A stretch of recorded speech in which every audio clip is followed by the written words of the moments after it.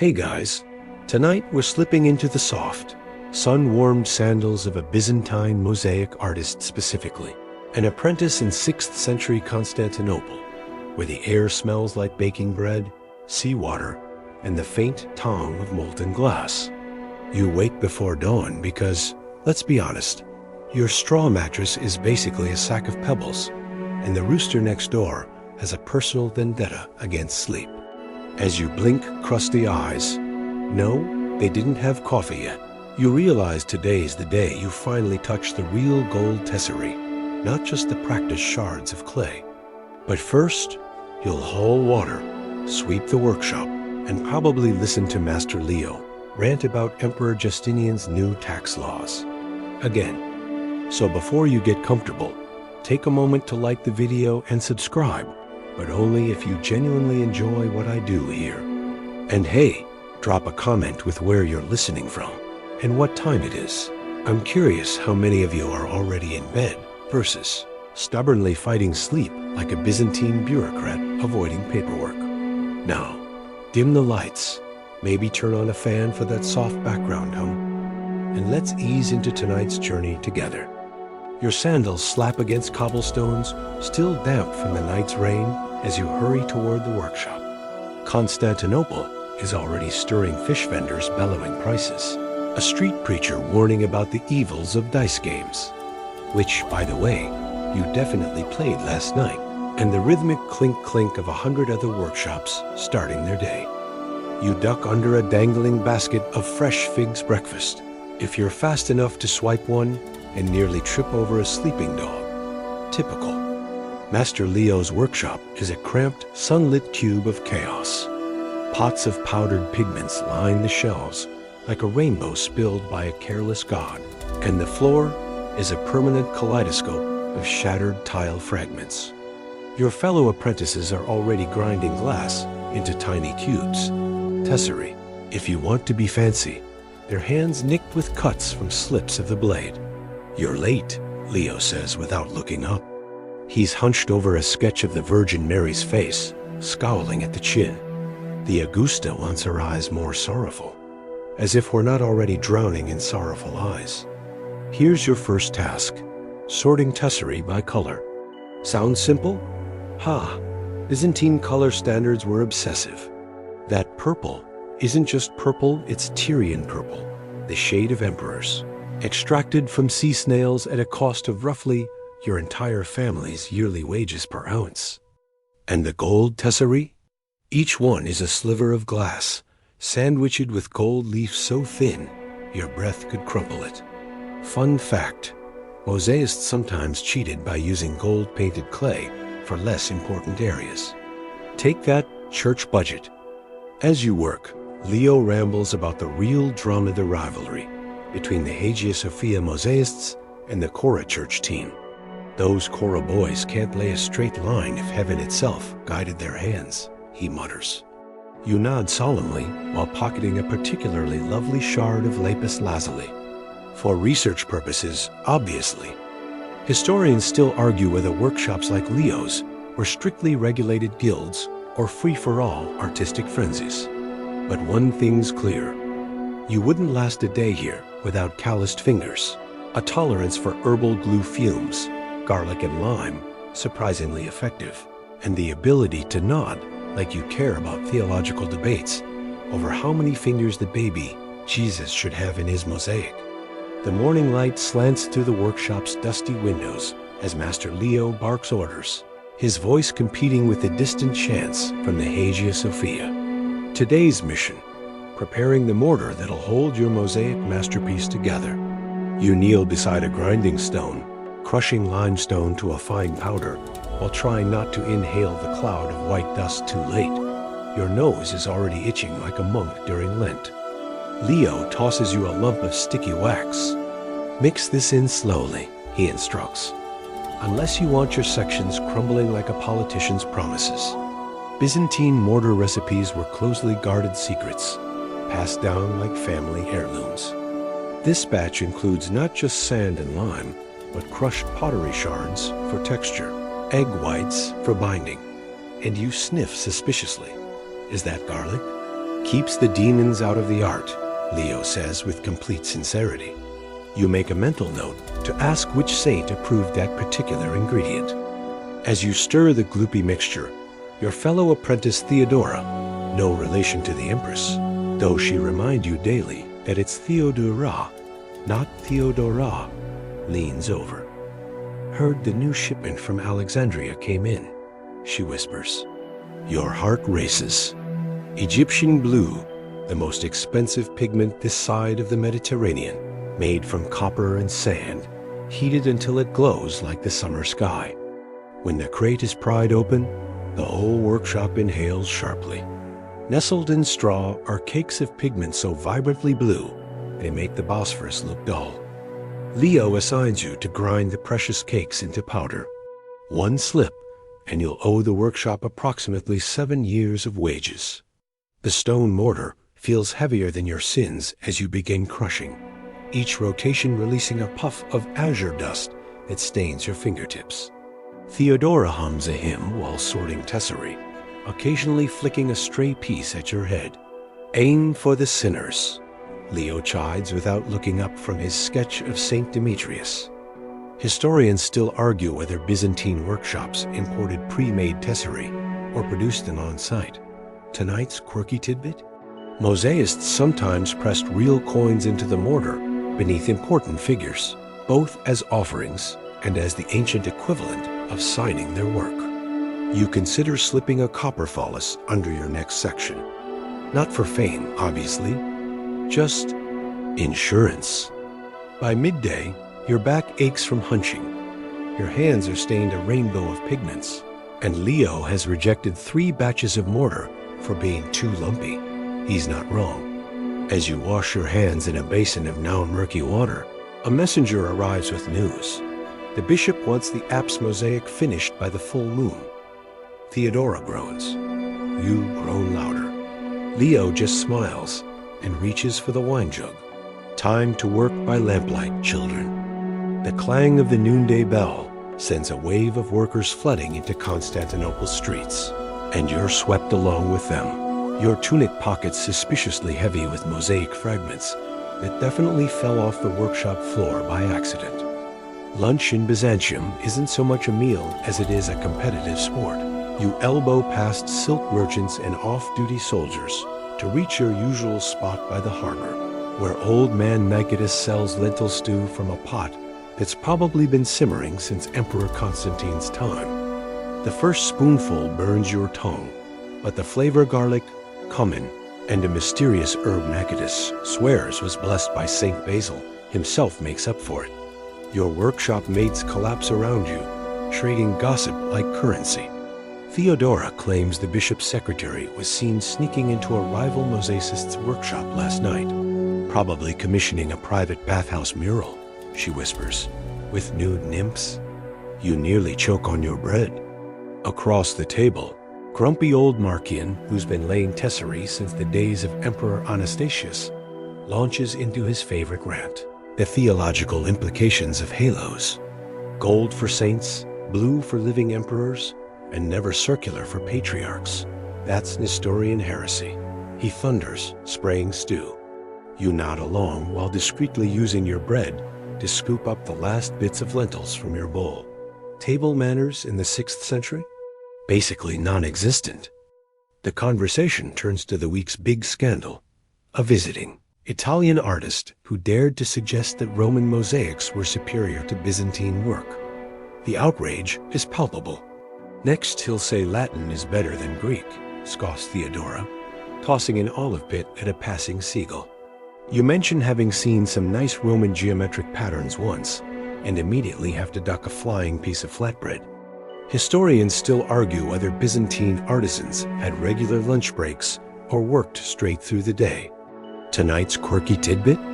Workers at the Hagia Sophia were reportedly given garlic soup to prevent heat stroke, which explains why the cathedral probably smelled like a grandmother's kitchen during construction. As you head back to the workshop, you pass a street preacher denouncing the moral decay of depicting angels with colorful wings. Theodora rolls her eyes. Tell that to the 500 tesserae I just spent placing in Gabriel's robe. Back at your workbench, Leo is already mixing fresh mortar with extra garlic, just in case. The afternoon sun bakes the workshop into a drowsy stupor as you perch precariously on a wooden scaffold, your knees pressed against the curved wall of the apse. Below you, Theodora hums an off-key hymn while sorting tesserae by color, and somewhere in the distance, a donkey brays its disapproval of the heat. You're working on St. Demetrius's left hand today specifically, the blessing gesture that's giving you nightmares. Get the fingers wrong, and suddenly you've accidentally depicted a heresy. Master Leo squints up at your progress from below, his beard flecked with mortar. The ring finger needs to be longer, he calls. You bite back a groan. This is the third time you've adjusted it. Byzantine iconography rules are stricter than a monastery's curfew. 2 fingers extended? That's the Orthodox blessing. All 5 fingers splayed? Suddenly, you're depicting the Monophysite heresy. And trust me, the bishop does not have a sense of humor about these things. You carefully pry up a row of tesserae with your spatula, the beeswax adhesive releasing with a soft pop. Theodora tosses you a fresh batch of ivory-colored cubes for the saint's fingers. Try not to drop them this time, she teases, referencing the incident with the Virgin Mary's nose last week. In your defense, scaffolding vibrations are no joke. As you work, Leo shares the latest workshop gossip, apparently the mosaicists at the Church of Saints. Sergius and Bacchus are using Syrian glass for their blues instead of proper Egyptian pigment. Cheap imitations, he sniffs. You nod solemnly while discreetly admiring how the afternoon light catches your growing section of gold leaf tesserae, making the saint's halo shimmer like liquid sunlight. Historians still argue whether Byzantine artists intentionally left mistakes in their work as humble offerings to God. Tonight's quirky tidbit: some mosaics contain deliberately misplaced tesserae, often near the bottom, because artisans believed perfection belonged to heaven alone.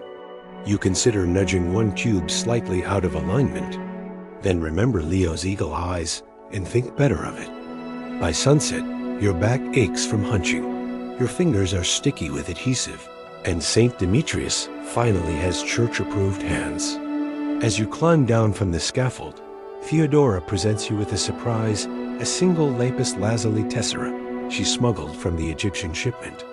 For your next masterpiece, she says with a grin. You pocket it quickly before Leo notices.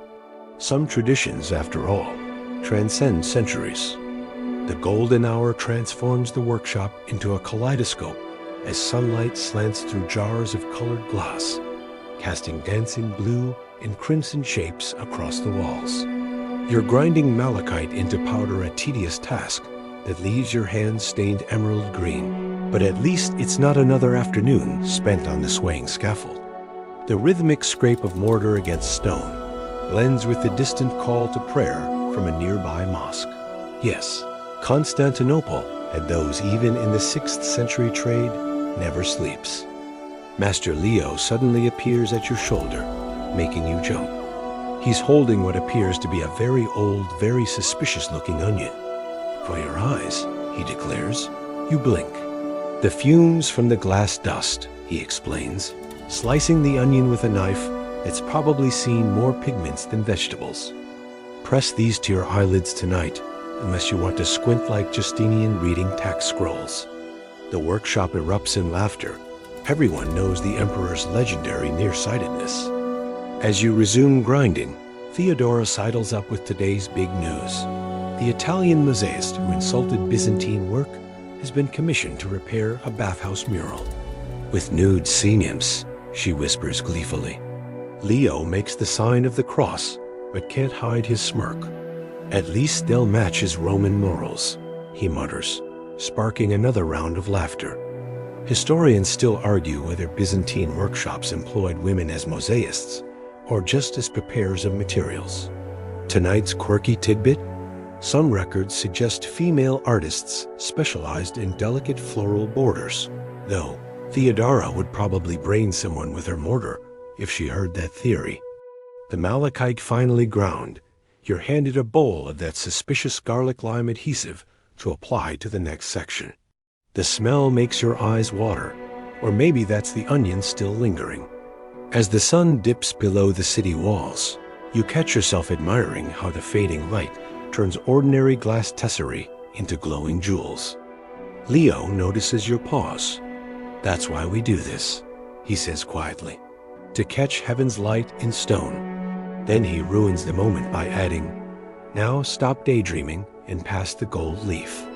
The workshop falls into hushed anticipation as news spreads Empress Theodora herself is coming to inspect progress on the apse mosaic. You immediately regret the joke you made yesterday about her imperial squint when viewing your cherubim. Master Leo has everyone scrubbing surfaces that haven't seen water in decades, while poor apprentice Georgios nearly faints after being assigned to polish the gold tesserae with a silk cloth. When the imperial retinue sweeps in, the air thickens with perfume and tension. Theodora, the empress, not your fellow apprentice, who's currently hiding behind a pillar, moves with calculated grace, her purple-dyed silks whispering across the floor. She studies your section, a choir of angels, with an unreadable expression. Then she points. "That one." Your blood turns to ice. "His thighs are ... unholy." A horrified silence falls. You stare at the accused angel.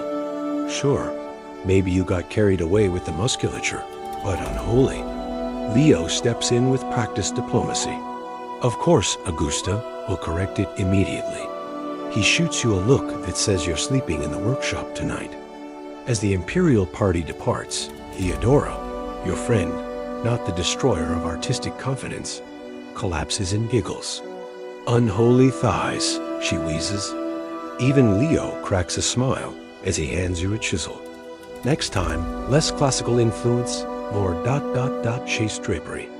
Historians still argue whether Theodora's famous art critiques reflected personal taste or political maneuvering. Tonight's quirky tidbit? Some mosaics were altered years after completion when new theological edicts demanded less lifelike depictions, explaining why many Byzantine angels suddenly gained suspiciously rectangular torsos in the 7th century. You work past midnight retessellating the scandalous angel, now prudently draped in about 18 layers of celestial fabric. Theodora sneaks you honey cakes stolen from the imperial kitchen's leftovers. "For your suffering," she says solemnly. You consider telling her the thighs were modeled after Leo's son, but decide some secrets are better kept. A crisis strikes at dawn. The shipment of Egyptian blue pigment has arrived half dissolved after a storm at sea. Master Leo stares at the soggy cakes of precious color like they've personally betrayed him, while the shipping merchant wrings his hands and blames unseasonable winds. You watch as Leo does the mental math of how much this will cost versus how much he can salvage. His eyebrow twitching in a way you've learned means someone's about to get creatively cursed in ancient Greek. Theodora elbows you. "Remember when this happened with the Tyrian purple?" she whispers. You shudder.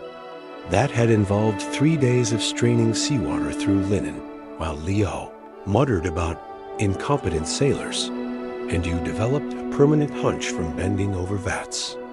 But this time, there's a twist. The merchant offers a compensation gift, a small jar of something called Persian Midnight, a glassy black pigment rumored to contain crushed meteorite. The workshop collectively gasps. This is the stuff they use for the virgin's veils in the most expensive commissions. Leo's anger evaporates like morning dew. He assigns you and Theodora to experiment with salvaging the blue. As you carefully skim the least waterlogged chunks from the top, she concocts a mad theory. What if we mix it with the black? Make a new color? Leo pretends not to hear, which you've learned is his version of permission. Historians still argue whether Byzantine workshops regularly created new pigment blends or stuck rigidly to traditional recipes. Tonight's quirky tidbit? Some mosaics contain traces of ground pearls, likely accidental additions when wealthy donors threw jewelry into the mortar as offerings. By midday, you've created something extraordinary. A deep, stormy blue-black that seems to shift in the light. Even Leo is impressed. "We'll call it Theodora's storm," he declares, ignoring her squawk of protest. When the bishop's representative arrives unexpectedly, he's so taken with the new color that he commissions an entire border of it. As he leaves, Leo hands you a silver coin with a wink. "For your unholy thighs," he murmurs. The workshop is unnaturally silent today, not because of solemnity, but because everyone's holding their breath. You're attempting your first face. Not just any face, but St. John the Baptist's, which means getting the expression exactly right. Stern but compassionate, ascetic but divinely inspired. No pressure. Master Leo has positioned you near the window for optimal light, but now you're acutely aware of three things. 1. Your hands are sweating. 2. Theodora is watching like a hawk. And 3. The tesserae for the saint's beard keeps sticking to your fingers in what feels like divine mockery. You start with the eyes, always the eyes first. Leo taught you using slivers of mother of pearl for that otherworldly gleam. Halfway through, disaster strikes. A fly lands directly on St. John's unfinished nose. You wave it away, but your sleeve brushes against the carefully arranged tesserae, sending a dozen pieces clattering to the floor.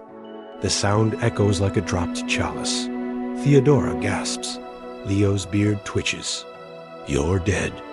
But then, miracle of miracles, Leo bursts out laughing. Finally, he booms. "I thought you'd never make your first real mistake."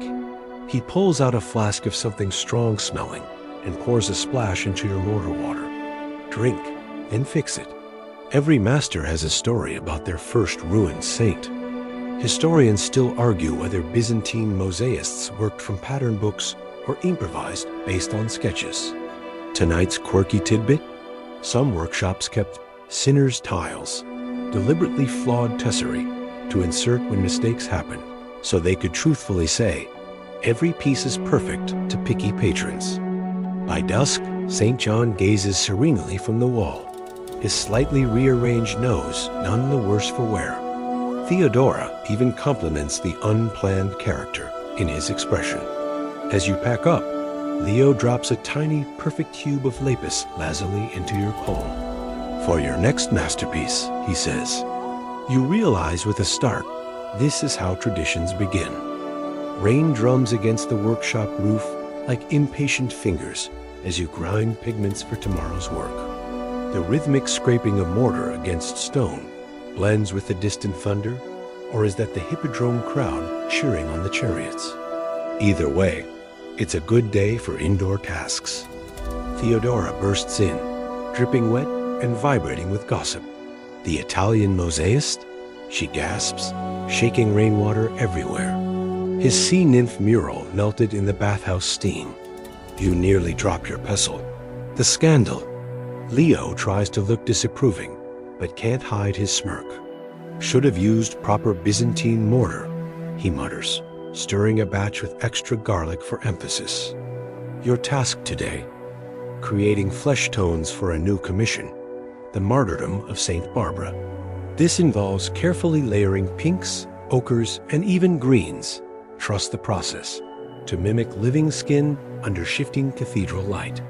Theodora demonstrates her trick, adding a single row of translucent white tesserae just under the brow line to make eyes weep with heavenly light. Historians still argue whether flesh-toned tesserae were specially made or repurposed from other colors. Tonight's quirky tidbit? Some workshops added minuscule flecks of silver to skin tones, not for realism, but because it made saints appear to shimmer when viewed by candlelight.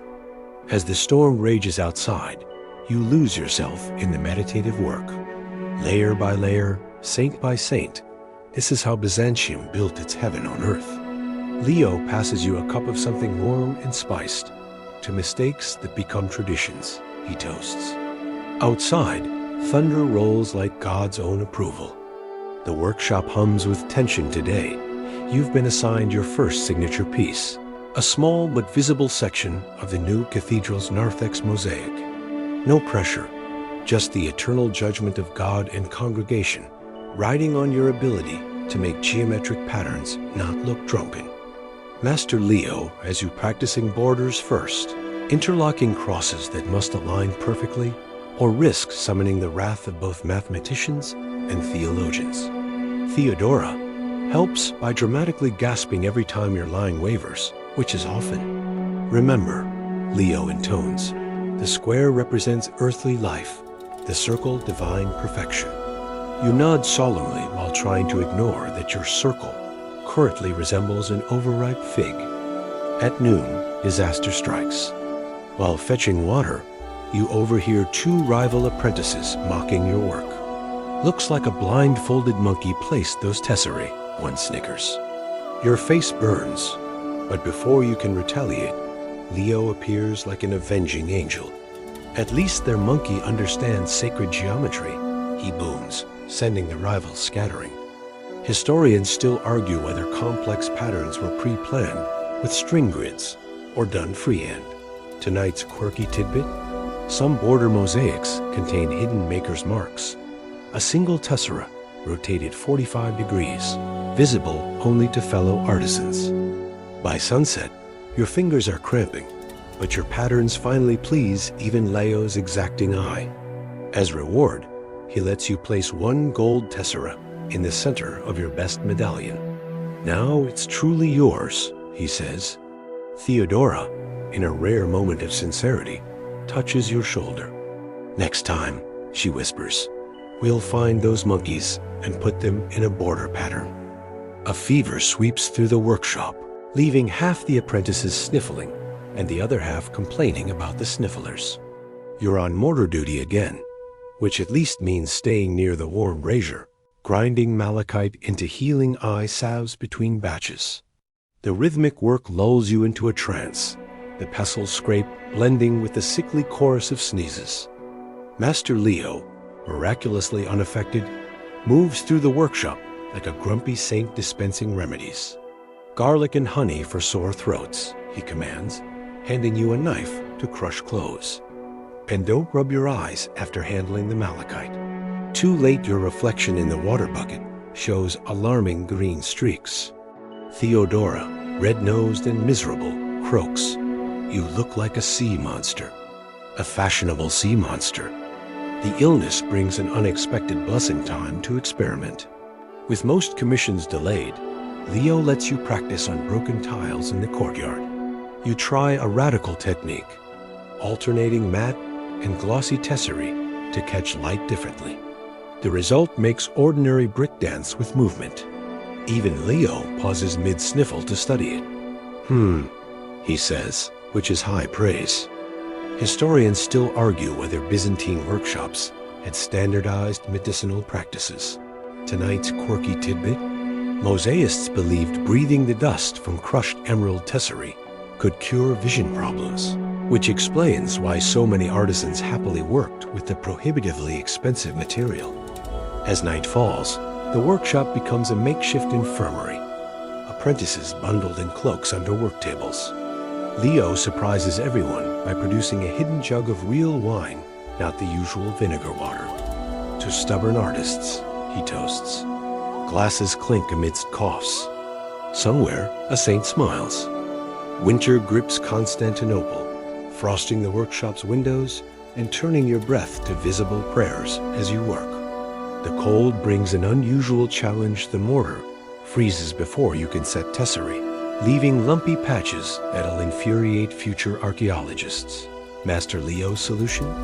A brazier under the scaffolding, turning your workspace into a toasty, if slightly terrifying, sauna. You're working on the Virgin's robe today, a sea of deep blue that should flow like water.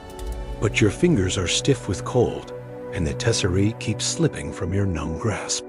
Theodora, wrapped in what appears to be 3 stolen altar cloths, invents a game. For every dropped tessera, you owe a story.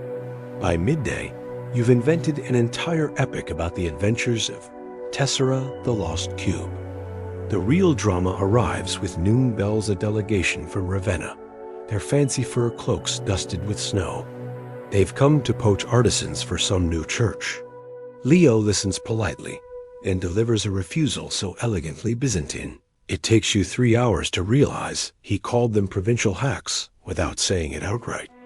Historians still argue whether Byzantine workshops operated year-round. Tonight's quirky tidbit? Winter mosaics can be identified by their thicker mortar beds. Artisans added extra egg yolks to prevent freezing, resulting in slightly raised surfaces. As you pack up, Theodora presses something into your hand. A stolen tessera from the Ravenna envoy's sample case. For your collection, she whispers. You examine it under a lamp. Crude work, poor glass. Leo was right. You smile and tuck it away anyway. Every artist needs reminders. Spring arrives in a riot of cherry blossoms that drift through the workshop window like pink snow. You're on scaffolding again, this time repairing a decade-old mosaic of St. George that's lost half its dragon to damp. The original artist, long dead, had used an odd technique, layering green glass over red underlayer to make the beast seem to glow. Master Leo watches critically as you match new tesserae to the old. Don't overthink it, he advises. Just steal shamelessly from the past. Theodora, balanced precariously beside you, uncovers the saint's face and gasps. Look, he used your trick. Sure enough, hidden in the saint's iris is a single rotated tessera, the maker's mark you'd been experimenting with. The discovery sparks debate.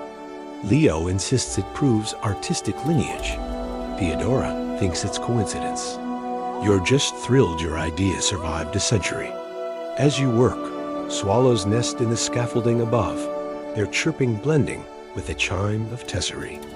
Historians still argue how much medieval restoration altered original artworks. Tonight's quirky tidbit? Some repaired mosaics contain prayers scratched into the backs of replacement tesserae by later artisans. At day's end, you press one new tessera slightly out of alignment, your own hidden message to the future. Theodora rolls her eyes, but adds her own mark nearby. Leo pretends not to notice, but as he leaves, you catch him adjusting a single cube near the dragon's tail. Tradition continues.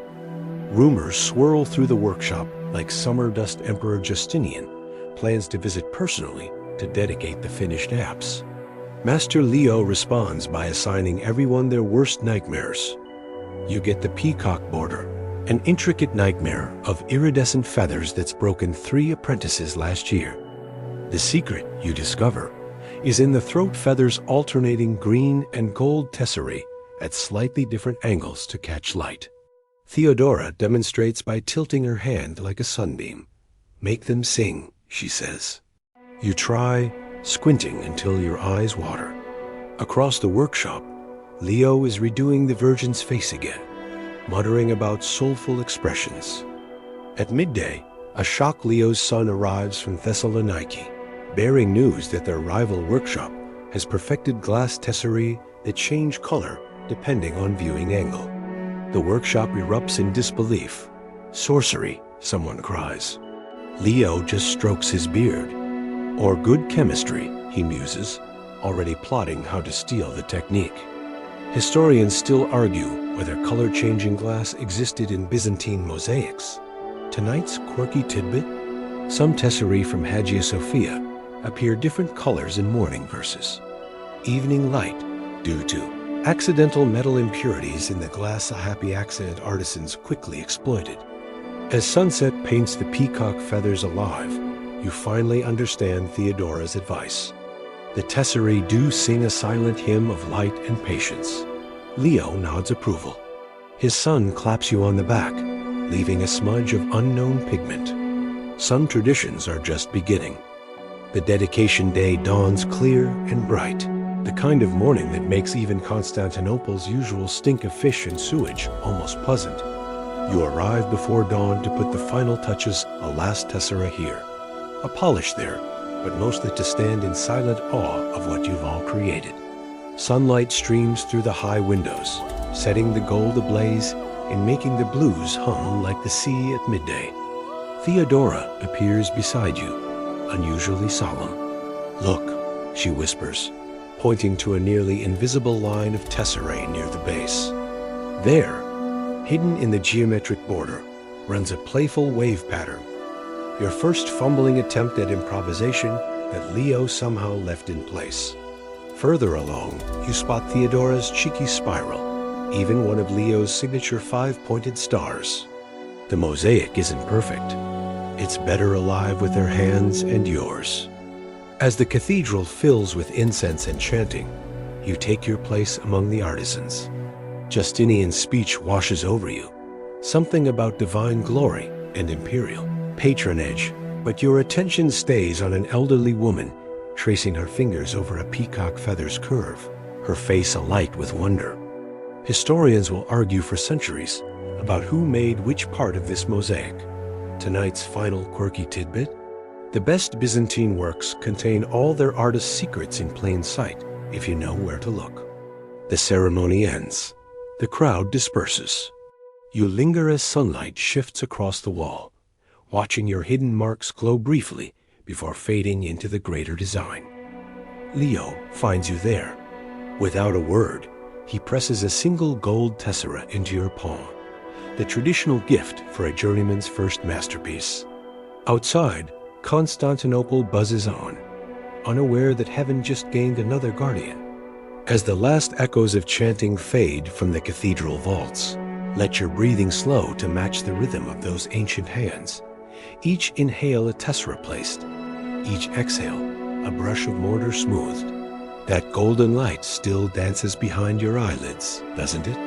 The peacock feathers shimmering, the saints' gentle faces, the hidden imperfections that make it all real. Somewhere beyond these walls, Master Leo is probably already complaining about the next commission.